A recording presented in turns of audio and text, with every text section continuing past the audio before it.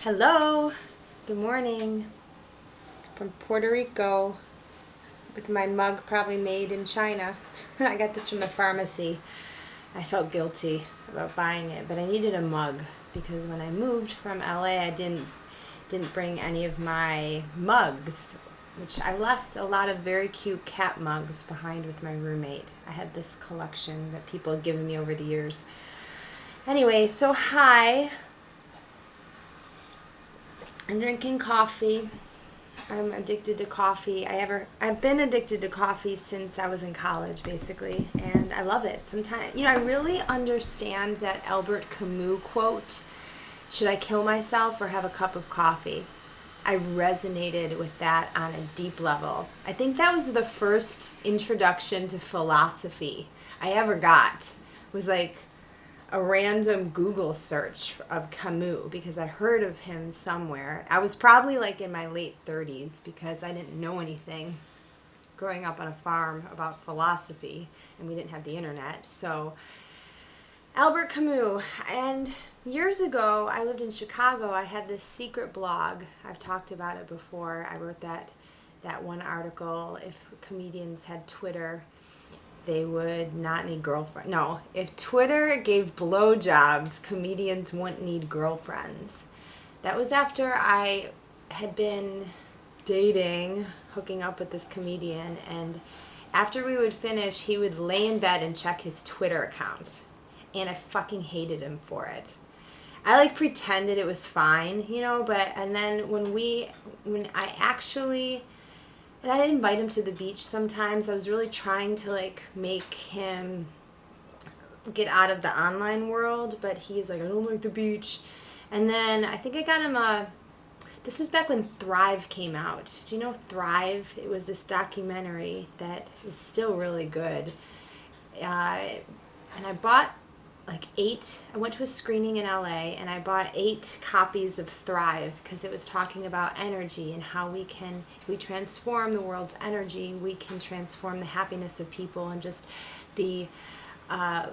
people's lives will become way better if we can figure out renewable energies and basically not harming the earth, taking from the earth so much. Anyway, I don't even know how to talk about it intelligently at this point because I kind of forgot the movie, but it was really impactful to me, and I bought him this movie and I gave it to him and like 7 other people, and he didn't even care about it. It was like, oh, okay, and I doubt to this day. So anyway, that was a comedian years ago. I'm glad that era is over, really, where I would lay in bed with somebody and they'd check their Twitter account after we just had sex. So, I have so many things to talk about. I don't even know where to start, really. I will start with, what day is it? It's Wednesday today, Wednesday, July 8th. So it's about 8:40 in the morning.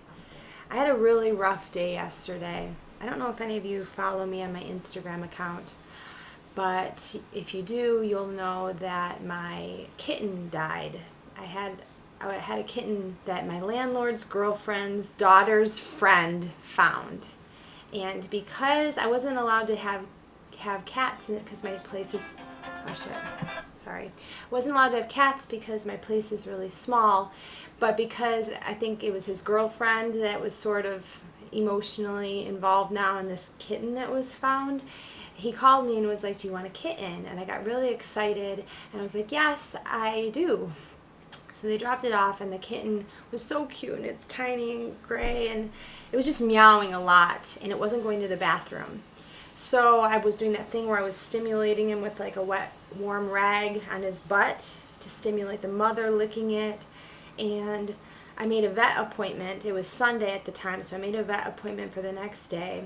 I go to the vet, and the vet told me that the side of his hip was swollen. So we took some x-rays, and they said that it could have been any number of things, like the kitten was hurt in some way, but he didn't know why the swollenness was taking place. So he gave him some antibiotics and a painkiller. And I wish I had I don't have the little box with me. So it gave me the antibiotics and the painkiller. They gave the antibiotics. He gave me the painkiller. So I took it home, took the kitten home, the medicines. Kitten's still meowing, but is appearing to just like be a little bit more chilled out now. So I pull out the syringe, and it's like this big syringe, and in the directions it said for feline use only. But then there's this like syringe, but it didn't match up the like levels. I needed to give it 0.15 milliliters, and this one was bigger, and I couldn't figure that out. So I called the vet. They're like, "Oh, we gave you the wrong syringe. Come back for this syringe." So I go back to the vet. It's within walking distance of my place. I get the little syringe. She writes on it how much to give her. I give her the painkiller, and she's still meowing, and I was confused because this was a painkiller. She should have felt better, should have felt relaxed a little bit, but she didn't, and it's getting later at this point. This is yesterday evening. So she's meowing. It gets to be, I'm watching Netflix, so I'm sort of trying to just cope with life lately by watching some shows. Although I'm not really enjoying much these days. I don't know if I'm just in like this funk or what, but I watched Unsolved Mysteries, 2 episodes of it, and I sort of got myself spooked because I'm looking around, and I don't know, I just got nervous for some reason. I was like, this is going to be me in this show. I'm sure that's a narcissistic thought. Everybody feels like they're going to get murdered. But I watched this, and then the kitten starts to meow even more. It's like 2 a.m. at this point, and the kitten's just meowing. I'm trying to pet it. She's got all her meds. I've already like force fed her because she's not eating, she's not drinking, she's not pooping. It's just like, I call this vet. I call an emergency vet, and they're closed. So I call my friend in LA, my best friend, and she has a cat, and she's just like, she's scared. So I put my headphones on because I wanted to go to sleep. So I've been listening to binaural beats, which is like a certain frequency that can kind of calm your mind. And I'm listening to binaural beats, and every time it puts me to sleep, and I wake up at about 3 a.m. No, maybe it was like not that much longer. So it was probably like an hour of sleep I got with my headphones on. Maybe the music went off, and I go to check on the kitten, and the kitten was in one position. Now it's in another position, and I touch him, and he's not breathing. And it's just like a dead body. It's a dead body of a kitten, which I've never seen a dead body before. I can't believe I grew up with so many cats. They were always dying from some reason. Like they'd get eaten by an animal on the farm, or they get hit by a car, or, oh God, there's like one cat that got trapped behind the washing machine. It was so awful. Like to this day, I can't even think about Minnie. I wrote a whole screenplay called Minnie about, it was like a comparison of this cat that got trapped and my life on a farm with a family that I wasn't born into, by blood, and how I felt about just the pain of the animals dying and just the heaviness of existence. Like, where am I? Who are these people? Even though everybody was nice to me, it was just always very confusing. So, okay, it's like 3 a.m. now. I get a little hysterical. I'm in this tiny place. It's on a rooftop. I have a really cool little tiny house up here that I rent. I don't know what to do though, because the body was so upsetting. The fact that she suffered, because I know she was suffering. So I put the cat in a bag. I wrap her in a blanket. I put it in a bag, and I put her in the carrier, and I put her on my porch on the table, and I get a bottle of wine, and it's curfew here, so you can't be outside until 5 a.m. We're on lockdown from 10 p.m. to 5 in the morning. It's like 3:30 at this point, so I go out with my bottle of wine. Nobody's on the road. I'm hoping I don't run into any cops, and I go to this one place that I explained in my last video that I went to with that guy that I dated. It's like a monument with ocean around it. I feel safe there. I feel like it's calming to me. So I just sit on the steps overlooking the ocean in this big grassy field, and I'm just, numb, basically. I wait until 5 o'clock because then I can walk around freely without the cops. This is what I'm looking at right now. I'm still out here, still drinking my wine. I just talked to my mom, and I just cried more. I'm just so sad right now. Here. And then it just starts pouring rain. I'm just walking in the rain home. I'm soaked. Trying to carry all my stuff. I'm still so sad. I have to go home, and the kitten's on my porch. That's her cage. I put her in there. Oh, fuck. So sad. So I came home, got to the house, got back to my house, and I took a shitload of edibles that I brought back from California. I wanted to just numb my mind. So I cleaned, I went to the vet. Okay, so I fell asleep for a few hours. I went to the vet, and what I noticed right before I went to the vet, I was reading the medicine, the painkiller medicine, and thinking about the syringe, and it said for dogs only. And I was like, oh my God, did I overdose her? Or was this medicine not made for cats? Because it says plainly for dogs only. Of course, I want to blame somebody else. I know that the vet didn't purposely give me the wrong medicine, and I really liked the vet and the vet techs yesterday, so I didn't immediately want to go to like the space of anger, but then I was just so upset. It felt better to just be like, what the fuck, you stupid vet.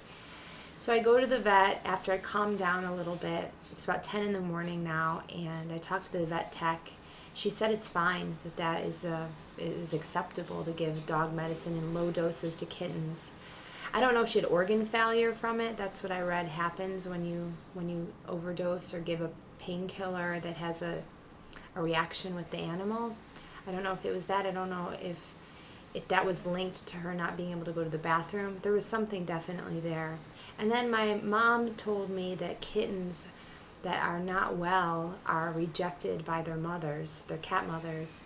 And if the kitten was found, maybe the cat mom knew that it wasn't strong enough to survive cat world, and they have to just let it go. And it just sucks because there's like suffering, And that was yesterday. So then the edibles kick in about noon.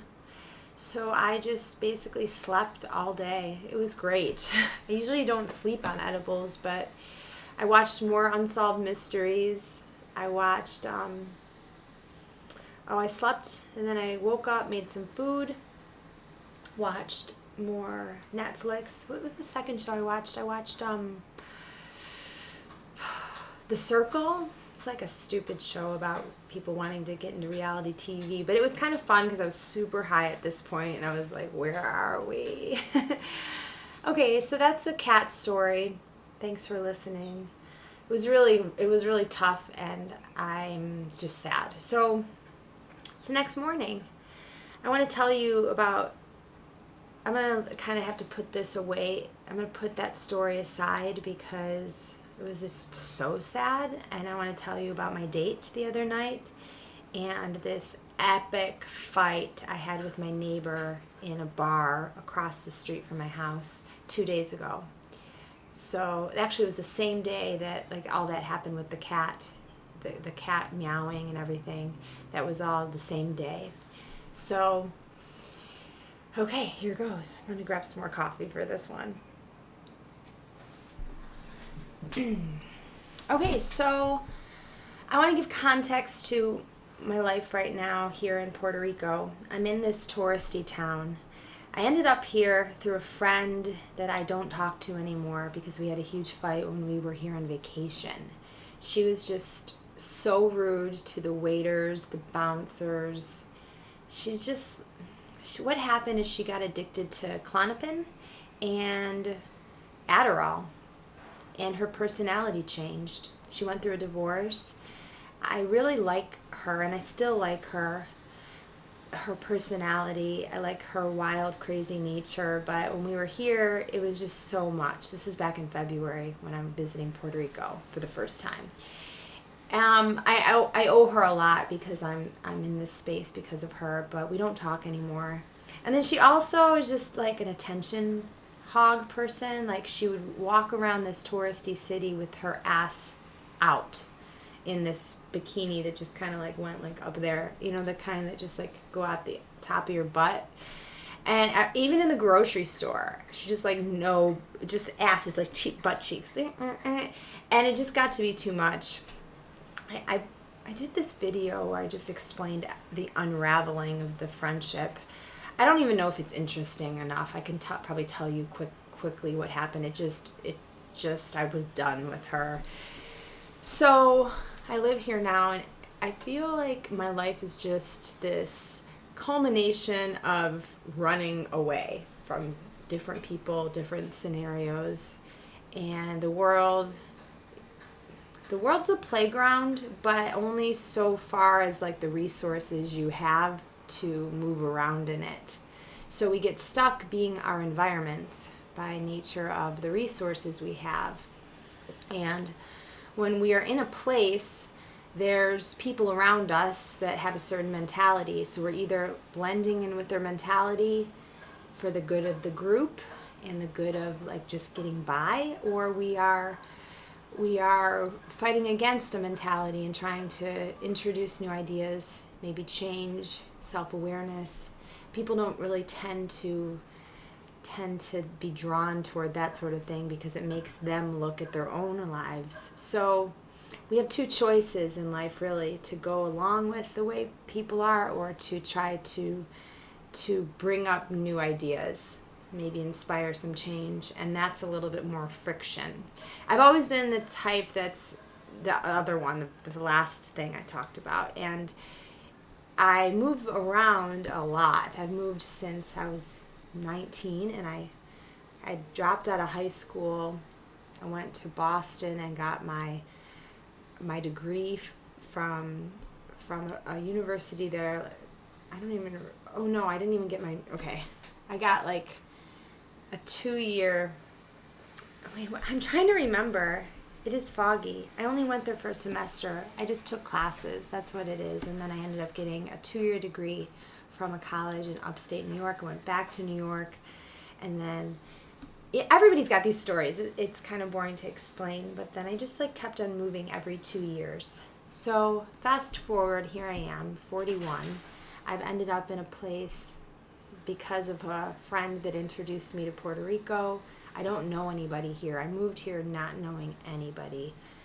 I like to move places not knowing anybody because I can it's like a blank canvas. I can see who it is that I want to be around, who I don't. I can observe the different groups of people in a space and learn from my insertion into the group what it's all about. So I lived in Buffalo for 2 years, 2 years ago, and I really learned a lot about this because I found this friend group in Buffalo, and these were the people like late 20s to late 30s without kids, with a range of jobs from bartenders to eBay people that selling stuff on eBay, but basically these people didn't have families. So the people like in their 20s and 30s and 40s that decided not to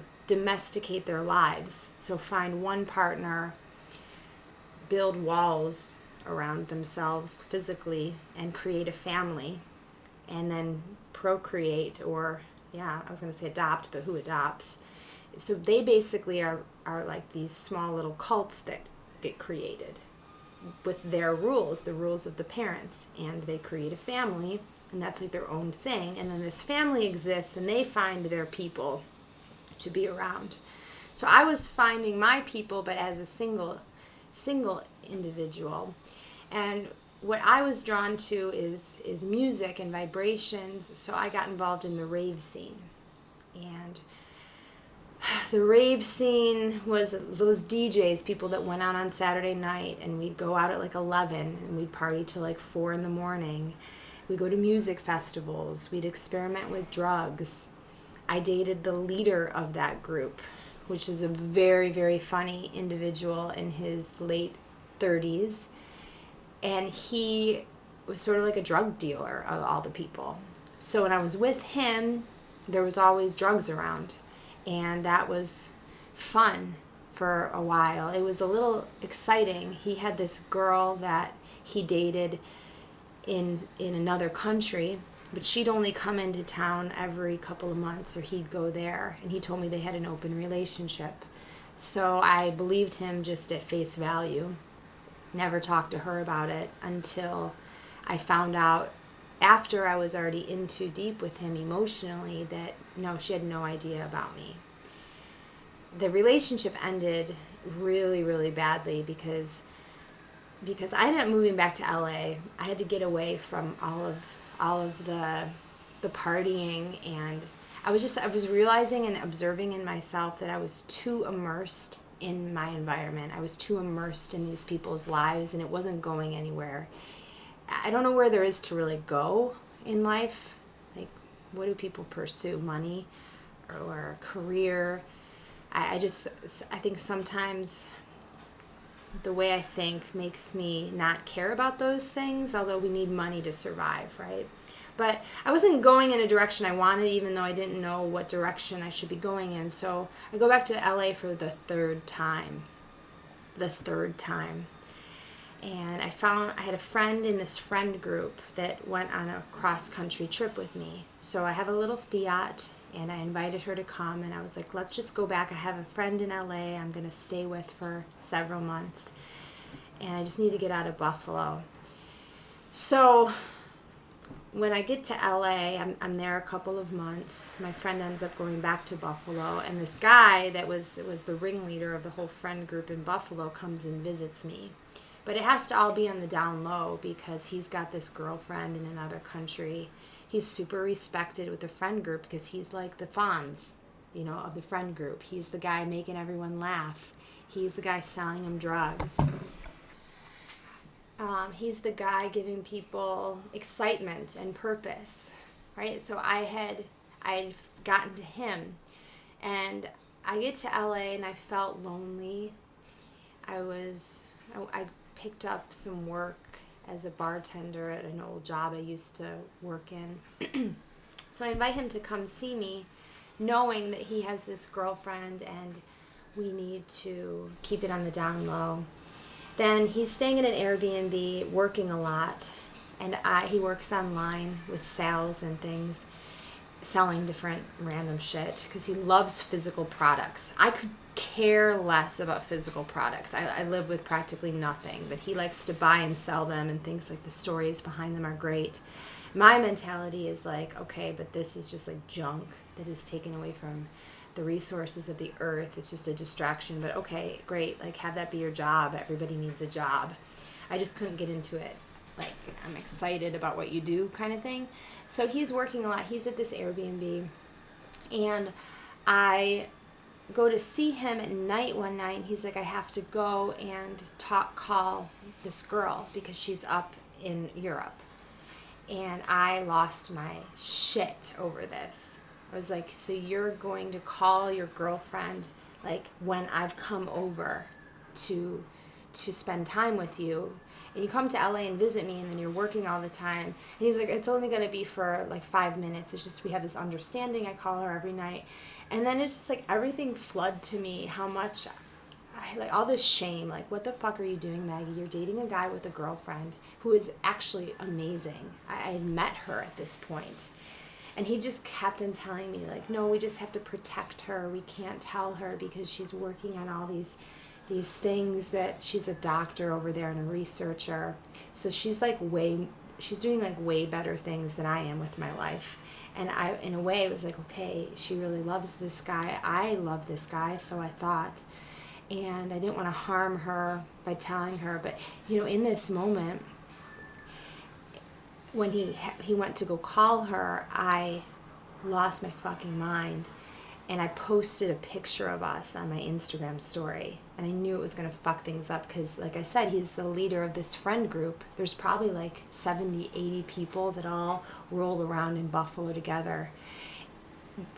We do bike rides together. It's like the purpose, when you don't have a family, you have to find purpose somewhere. So everybody's like finding purpose in these underground rave parties and house parties and going tubing down the river. It was a nice group.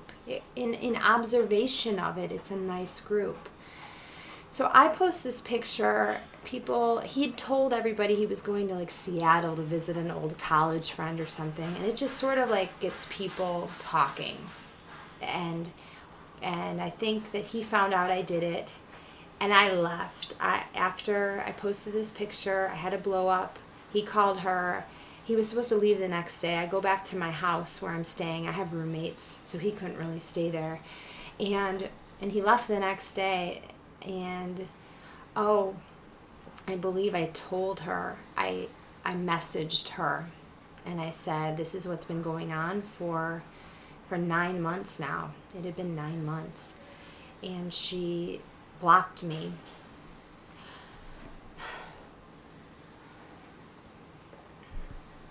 The story's significant, but I'm trying to weave it all back around to our environment and finding purpose where we're at.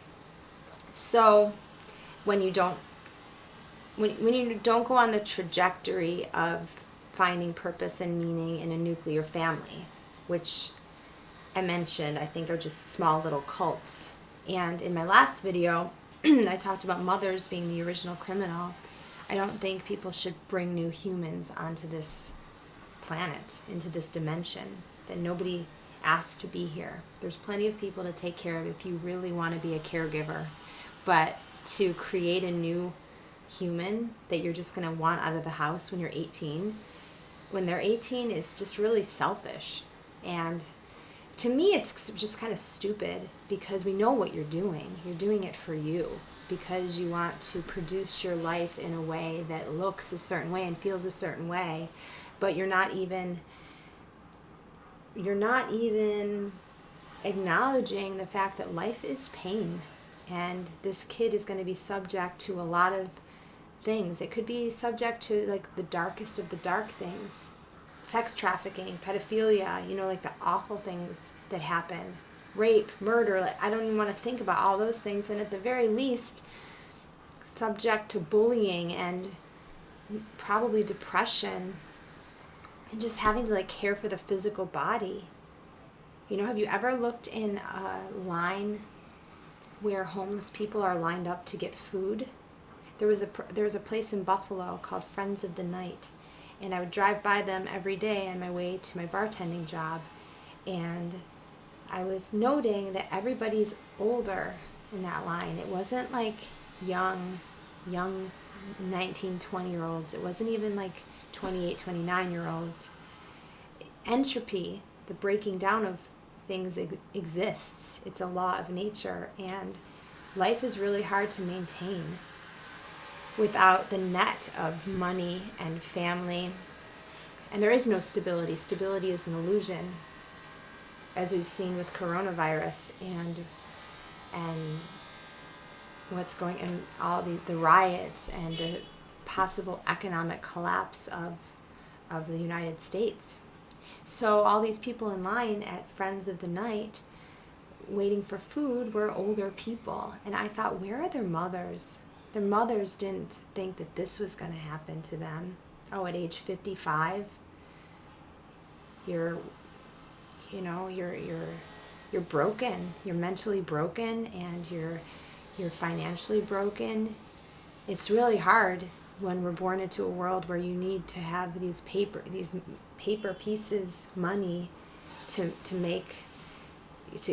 get food and to get shelter, and it's cruel. So So here I am, at the age I am, trying to make meaning of life within an environment and within the people I find in this environment.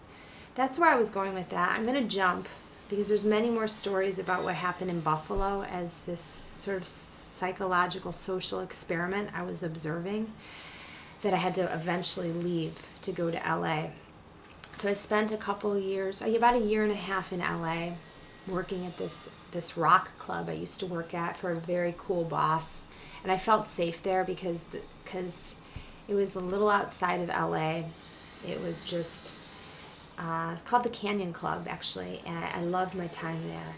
So then I created work for myself because I decided I wanted to bring back filmmaking in my life. And I bought a camera, the one that you're watching me on, and I posted this picture of me on social media with my camera, and I was like, I'm a videographer now.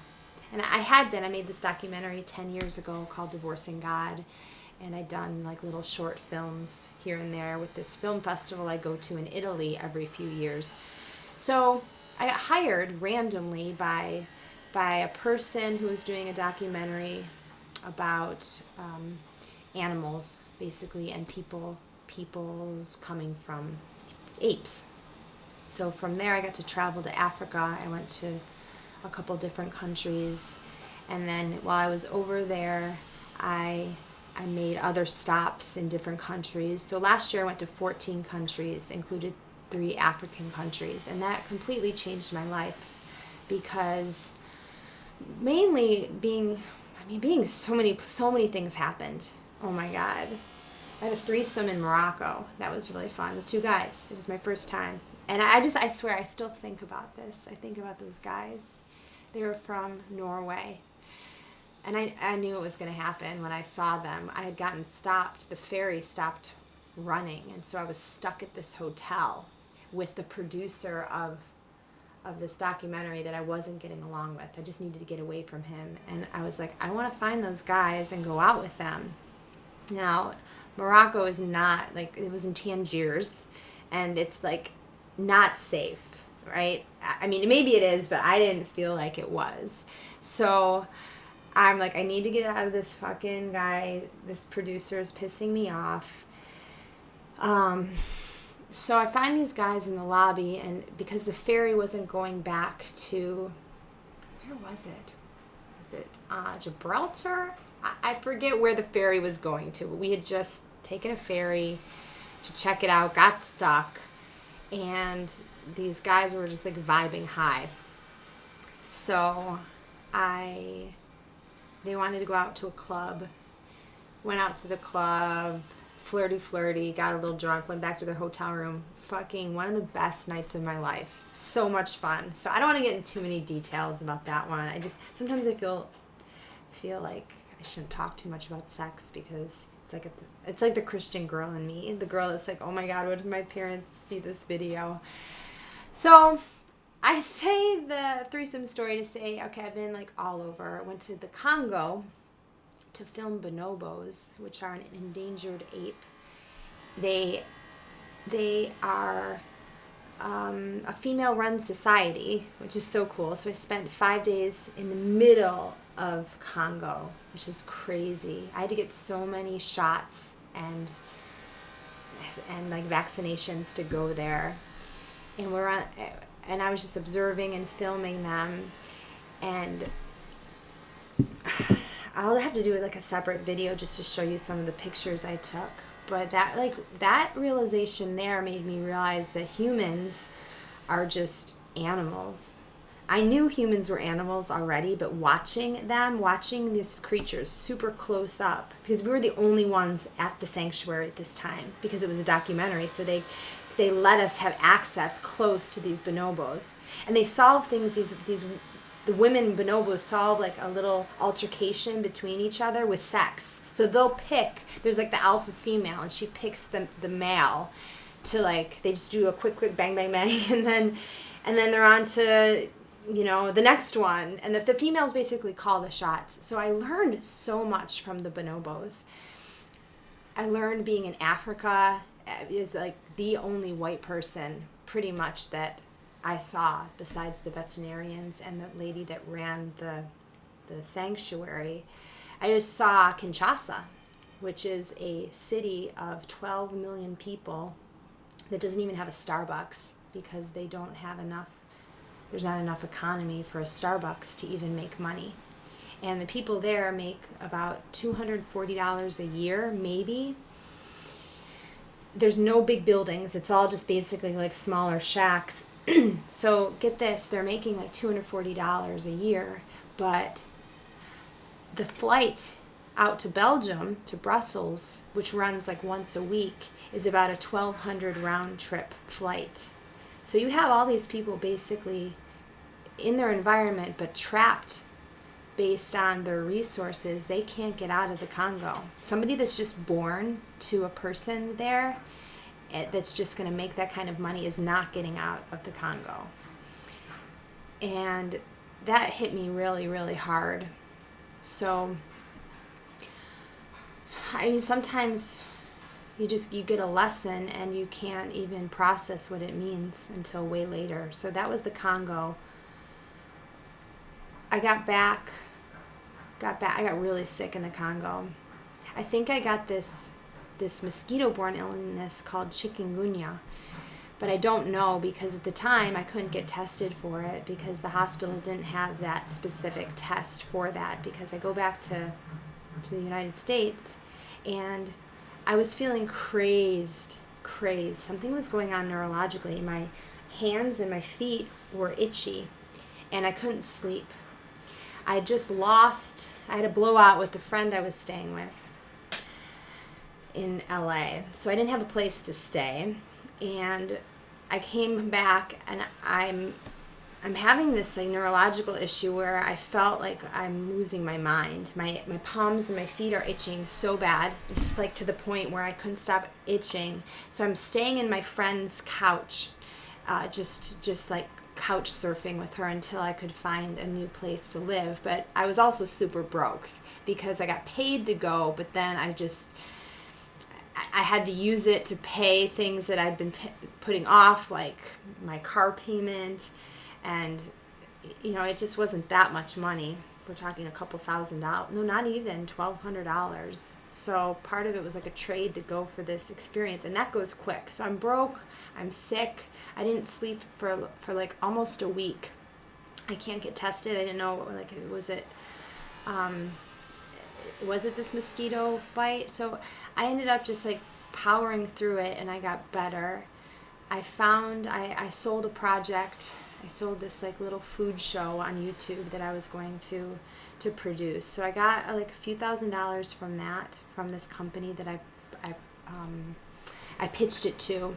So I had a project, I had a purpose, and I found a place to live. So I'm living in Hollywood now in this loft that's just like open space. And I got it because it was like the cheapest deal I could find in Hollywood. But the downside was I could hear my roommates downstairs. And at first it was fine because it was like one girl and she was really level-headed. She's my age. She's a Virgo, kind of a business person.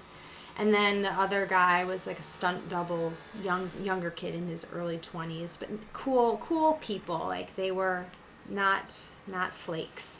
So I liked it for a while, but I'm just like living in Hollywood. I'm seeing like I walk around at night and I just see homelessness and it's dirty. My soul just started to like crumble a little bit. I couldn't be happy. I wasn't happy. Then I get obsessed with yoga, so I just started going to yoga like every single day and trying to cope with life like that. And then I'd eat tacos after yoga with my friend, and we drink wine, and then I'd work on my show, I'd work on some writing, and then like the next day. So I just kind of kept on doing this for a while. And then both of my roommates ended up getting a boyfriend and a girlfriend. So the house becomes like fucking Grand Central Station. So they're still nice people, but I could just like, when you're with a couple now, they're like cooking bacon downstairs and watching Netflix. And I can hear all this because I'm in a loft. So I'm like slowly getting more and more pissed because I'm alone. I'm always alone. I had like disaster after disaster after disaster trying to date people, which if you watch all my old videos, I'm documenting a lot of this. You can kind of put pieces together if you're really interested. So I'm getting more and more unhappy, and I'm just starting to hate Hollywood more. Fast forward, this is where I was going, how I got to Puerto Rico. Fast forward, my friend invites me on her vacation. My friend, which I had been falling out with. I fell in love with Puerto Rico the second I got to the city that I'm in. And it was 2 days before we went on lockdown. So it was March 13th. Still in my apartment in LA. The loft with the roommates, with the boyfriend and girlfriend. Everyone's driving me crazy. But I'm like in this mental state where I was just like, everyone's just driving me crazy. You know, I can't be happy. March 13th, I bought a one-way ticket to this place in Puerto Rico because I knew that I loved it. And my friend had a friend who was running an Airbnb here, and I knew I could afford it. So I reached out to that person. I get the Airbnb set up, and I was sitting in my car at the time. I'll never forget, and I was like, it's like red pill or blue pill. Do I stay in LA, or do I go to Puerto Rico? I'm just unhappy. I don't know what else to do. I don't know where to go. So, and I liked this place energetically. So I was like, and it felt like a crazy decision to me, like something I shouldn't do. I should stay in LA. I didn't tell anybody, actually. I didn't tell anybody. They all thought that I was just going home to Buffalo, my friends. I just didn't want them to know. I had one friend in particular, also who's not my friend anymore. She stopped being my friend when all the BLM, Black Lives Matter stuff happened, because I was sort of questioning things on my Facebook page, and she's like, you're offending people of color. And I was just like, fuck off. Friend of a decade, you know, okay, you think I'm a racist and you've been my friend for 10 years. I don't need you in my life. I let her go. So, red pill, blue pill, am I going to go to Puerto Rico? I'm going to stay in LA. And I went to Puerto Rico. I flew there, one-way ticket. And I stayed at this Airbnb situation. But there's other people in the place. And then 2 days later, Puerto Rico goes on lockdown. So this is March, and we had a 7 p.m. curfew. So I'm staying in this Airbnb with this other person that I'm not totally getting along with, because he's like he kind of had a crush on me. He was on drugs all the time. He was highly emotional, and I didn't like his energy. So I'm like, I have to kind of get out of this space, but I have nowhere else to go right now. So that was like a hard couple of months. I'm just trying to like make it every day. That was when I met the guy I talked about in the other video about the 3-month douchebag dude. So I was like ripe and ready for somebody to come along. Calgon, take me away. You know how like when your life is going so bad, and you meet somebody and they seem like they're like a savior of your life, but it's not. It's like super toxic because you just haven't dealt with the stuff you need to deal with, but you're just like coping and you're distracting yourself with this person. And that was basically what happened with the douchebag guy. Like, I'm like, oh my God, I'm psychologically going through so much stuff, but at least I can cope with you. And I think that sex for me sometimes is that. Like, I can just experience like all the pleasure, what are they, neurons, synapses, just coming out of the brain because I'm not happy. So I found him, and we're just like having sex all the time, even though you'll see in my video, we were fighting all the time. I couldn't stand him. He wasn't like helping me emotionally in any way or spiritually. He was just a distraction. And then we'd have fun. And then also we'd get drunk or high. So I'm using all of these things to cope with the situation I brought myself into. that fizzled after 3 months. So we'll fast forward 3 months, and I finally found another place to live. So I have this little apartment that I rent, and that's where I'm at now. So I just kind of wanted to bring you up to the situation where I'm at now, because it's all, everything is environmental, and we are these sponges basically going around in our environments, being affected by the things around us, and it has to be acknowledged, and it can't be acknowledged quickly. That's why cancel culture and headline culture is really dangerous, because it's not really looking deep into, okay, who am I, where am I, who am I hanging out with, where are these mentalities coming from? It's vast. Things are vast and deep. Most people don't even acknowledge that, especially now with social media culture, and also one-way communication through words, through pictures, and then we make all these assumptions on the other end about what we think that person is about or what we think they're saying. So there's so much miscommunication, nothing is real. Just went full circle to what the fuck is anything, because it's all everybody's individual reality anyway. So let me check the camera.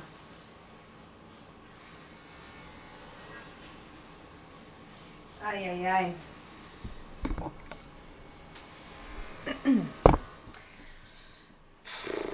So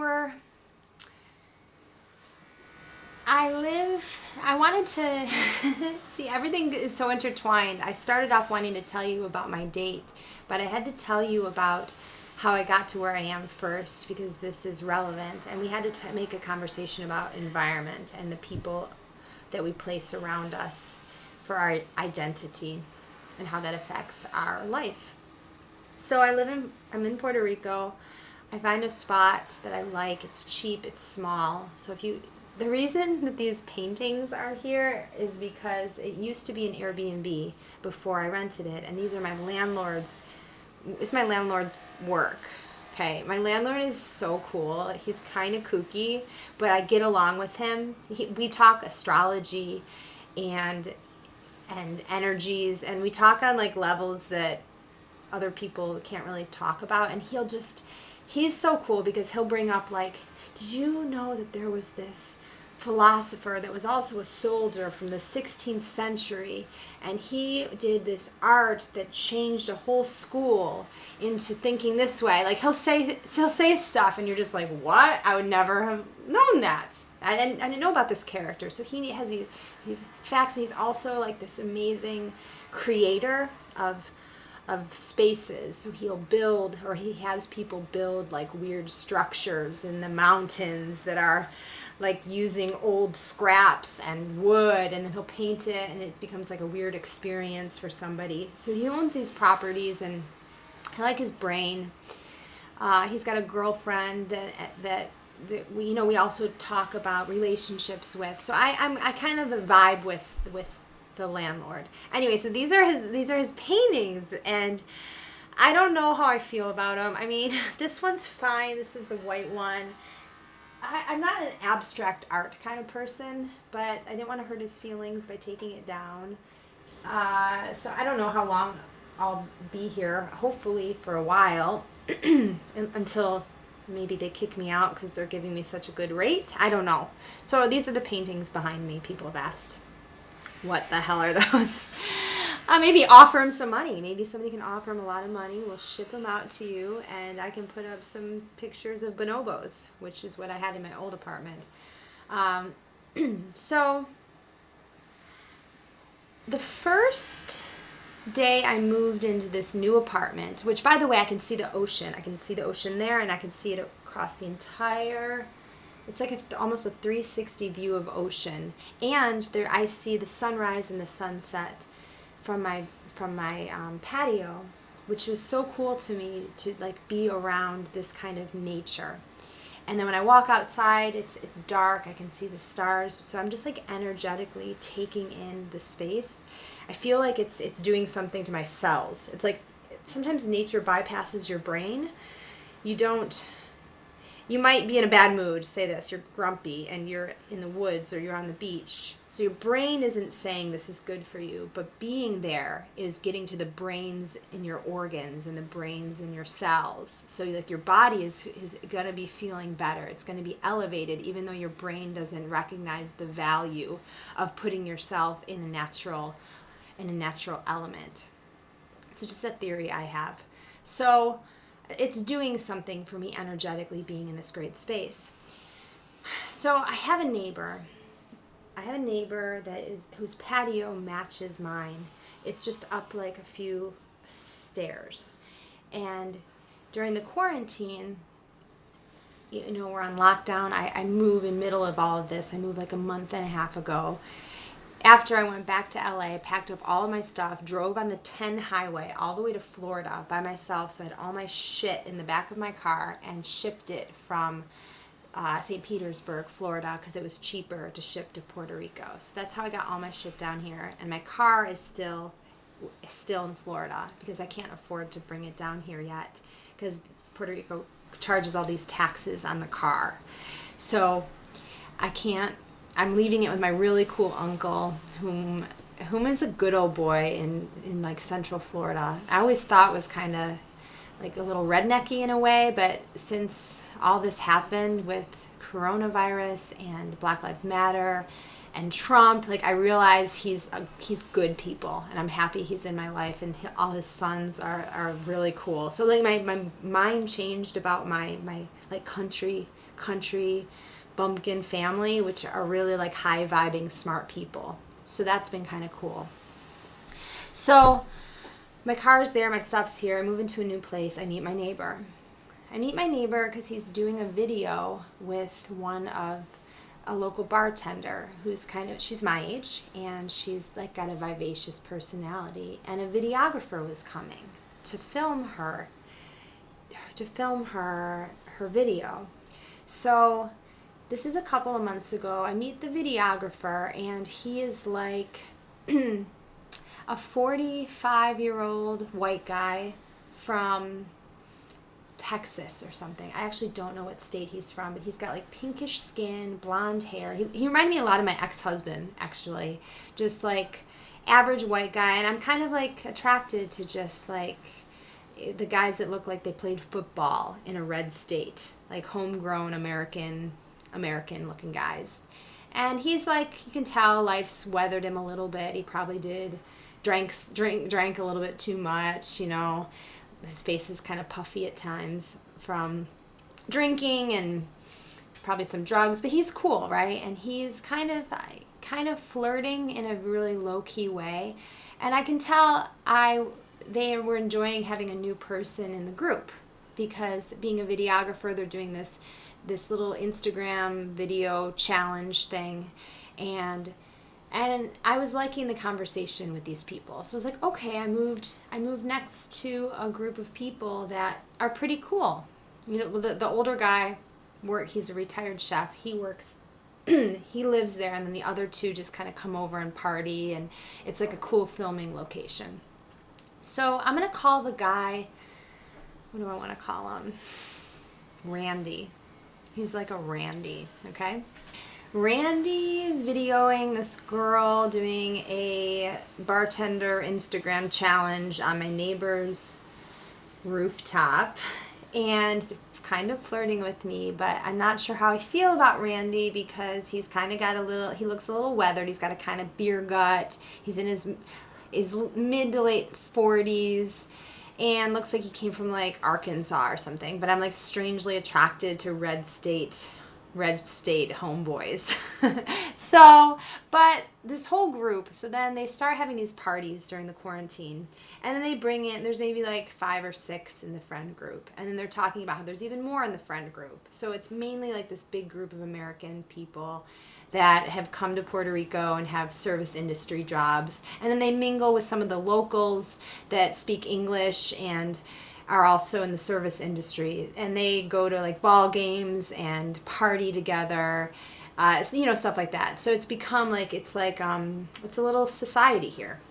Okay. So I'm observing the society is pretty left, meaning the guy definitely hates Trump. He's got like CNN on his what do you call it, TV all the time, which is like his TV's downstairs in his main room. But we'd go down there to get, refills of drinks. So I'm kind of partying with this group of neighbors, and they're kind of like, well, it's hard to explain. Like, they're fun, but it's sort of similar to my Buffalo group. Like, it's the friends are built around the experiences you have together and talking a lot of nonsense.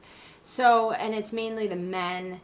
There's a few dominant characters in the group that just talk too much, talk at people, don't really listen. And they're not having emotional conversations about feelings. They're just talking about like, oh, this bar is opening, or I had this cocktail, or I went to this beach, or I like this. And then they're telling maybe a memory story. Like, oh, when Hurricane Maria hit, this is what I did. And this is... So I'm kind of bored by most of them, but it's fine to it's good to have people around. But I'm quiet because I noticed a little bit, like I might say something, I might comment on something, and then they don't really expound on what I said. They'll just go back to like a thought that they had, and so it's just like, it's like clunky.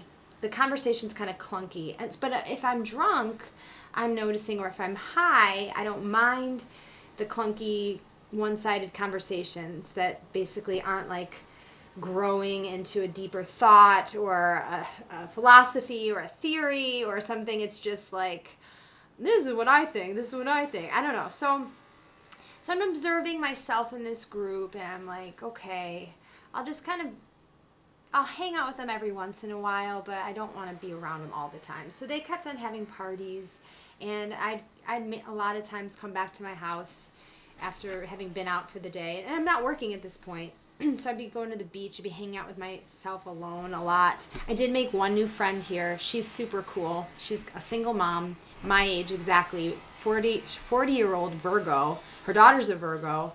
Our birth charts are actually really strangely close, but she's super red state Trump supporter, kind of like a good old boy person, but she's here opening bars, and we can actually talk to each other. We can talk like real talk because of the Virgo thing, because she's not like super left social justice warrior type like that I'm finding is like this group is. Okay, so Randy, I swear I take the longest time to get to my point, but it's important. All the details are important. So Randy finds out I'm vegan, and guys do this with vegan girls. They find out a thing about you, and then they want to bring up like, oh, I heard that there's a new vegan restaurant in this city, or oh, there's like a Beyond Burger at this place, which is nice. I'm not saying like we shouldn't try to find common ground or things. Like, he was trying.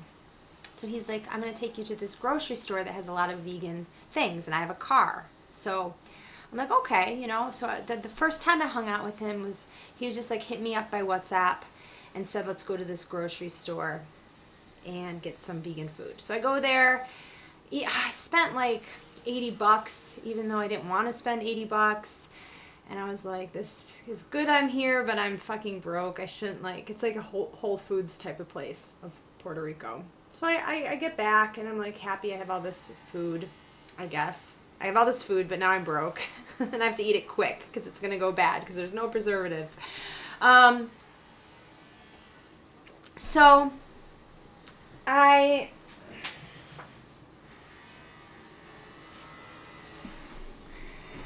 have 27 more minutes on my card, my SD card. I got to get this done in that time. So we go to Fresh there. Then he invites me to this beach club that apparently his friend is the beer manager at. So the next time I hung out with him was before I considered it a real date. We go to a beach club, and we meet his friend who's actually from Buffalo. We have like a great conversation, but they're talking about like how scary the virus is and how everyone needs to wear masks and how stupid people are that don't wear masks. And then the conversation was like a little judgmental and bitchy on the part of these two full-grown men.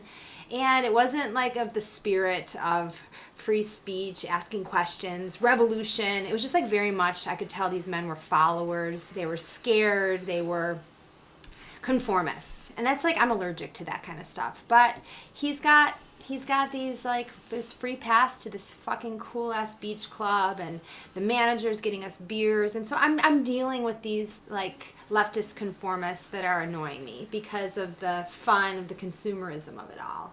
So I'm there, we go in the ocean, me and Randy, and he's telling me, of course it's like a lot of mansplaining, so he's telling me, I was here, and then I did this for my job, and my dad was in the government, and then I was in this island doing this stuff. So I'm like, okay, you're in like marketing tech, he obviously makes a lot of money, good for you. And I'm just like kind of being a good little doll, listening because I'm enjoying the ambiance and the fun of it all.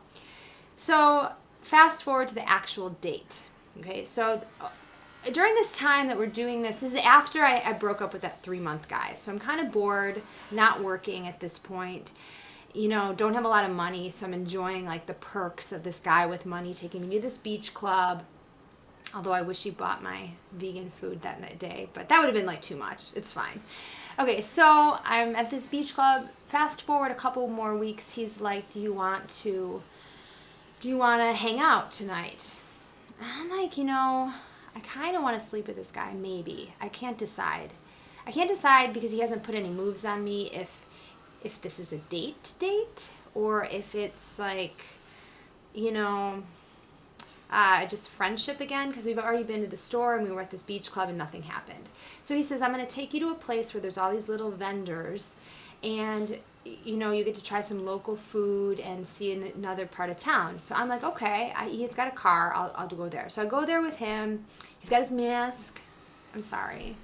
I'm such a eye-rolly person about the masks. But like, and like, we're talking a little bit about this stuff. And he's like, yeah, coronavirus is very serious, blah, blah, blah. So like the conversation is like, so I poke at him a little bit about Trump a little bit, and he can't answer me. I'm sort of like letting him know I'm not lefty, I'm not a conformist, and I don't believe what the media says to me at face value. So we have a little bit of conversations, which he kind of like shuts down right away, but it's fine. Again, we're having fun. He buys lunch. He bought this thing that had meat in it, which was, he told me it didn't. Not that he knew, but I tasted it and it was so fucking disgusting. I'm like grossed out. So I had eaten this like potato thing that had little ground beef in it, tasting it in my mouth. It's gross. So we get done with this little, and then we walked around, and I got a little drunk, and it was fun, and then we had good conversation about a few books that he's read and whatever. It's mainly me listening to him, but I'm not minding that much at this point, because it's like his performance in a way. I'm there as a prop, but I knew that I was a prop, so I was okay with it. We get back, I come back to my house, you know, relax for a few hours, and then he's like, we want to come back over tonight. So I'm like, okay. So my buzz is kind of worn off. I go back over to his house. He lives within walking distance and has a 3-bedroom apartment right in the town square, way nicer than mine. And he's got all this technology. He's like obsessed with technology. So he's got a drone. He even has this thing that like vacuums the floor for you like a robot. I'm into technology like a little bit, but at the same hand, I am a documentary filmmaker and I question everything. And I've been interviewing somebody for about a year now in several different interviews about the impact technology is having on the earth and on people, and the very bad supply chains that are involved in our phones and our laptops have minerals and chemicals in them that are harming people. So I am very aware that in every single fucking phone, there's coltan. And coltan is a magnetic mineral that's found in the Congo, where I was last year. And the supply chain with coltan is that they're having kids and adults in very upsetting, environments. So like they're in the heat, they're in caves, and they're mining in a very like dirty, awful way that people are getting killed over. They're trying to get this mineral, and these Chinese companies are coming in and basically paying them next to nothing. So the earth is getting fucked up. These poor people's livelihoods they're barely able to eat and support themselves. Kids are being used for child labor. Also, these fucking Chinese companies, so we can have a new phone every 2 goddamn years, you know, because they break them on us. My phone's being broken right now. I can't even barely, I have to listen to everybody on speakerphone right now because it's 2 years old. They gave me an update and now it's like dying, so I get another phone. It's like I'm onto this shit. Okay, so I'm doing a documentary about the impact of technology and how it's a fucking devil, and then I'm with this guy, this bro guy, that thinks technology is fucking great. So I try to kind of say this, but it's not fun conversation for anyone to have. Nobody wants to like really hear this. He likes his gadgets, okay? He's set up his life that he's got his little fucking gadgets. So again, I'm like, Maggie, when in Rome, you're a little broke ass, bored, lonely girl. Just enjoy his cool air-conditioned apartment and all the gadgets, and let him talk about how this fucking this like freaking little koozie is really a way to make beer. Like you throw in hops and cinnamon and then it comes out beer, and it's all technology. Like, so I'm like, okay. So the only answer to all this emotional turmoil I'm feeling is to get a little buzzed. Okay, I know this is my pattern. So he's kind of interesting when it comes to alcohol, because he's like, oh, I have this sherry I got in the south of France. I have this Irish whiskey I got when I was traveling with my father in 2006, and it's been aged in a barrel. So he's like kind of got some interesting facts. He's pulling out some alcohol. So I'm like, okay, cool. We watch, what do we watch on Netflix? That Will Ferrell, stupid but funny movie. It's fine if you're drunk or high. So we watched some Will Ferrell movie on Netflix, and he's going to leave, and I'm like about to leave because like we're not even touching. I don't even know. I want to cuddle with them, but I didn't like want him that bad. I was just lonely, and I knew I was a little buzzed. So I'm like, okay, Maggie, use your brain. Maybe you should just like remove yourself from the situation so you don't end up sleeping with this guy. Well, you have a buzz, and then he's like part of this friend group, and who knows, you're going to see him around town, and what if it doesn't go anywhere? Do you even want it to go somewhere?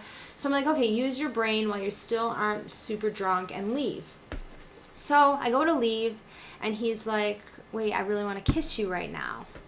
I'm like, okay, this kind of got interesting. You're finally, for the first fucking time, like actually saying what you want with me or your intentions. It's all been like, we're just friends. Let's just hang out. And I'm like, oh, okay, so you like me. You want to kiss me.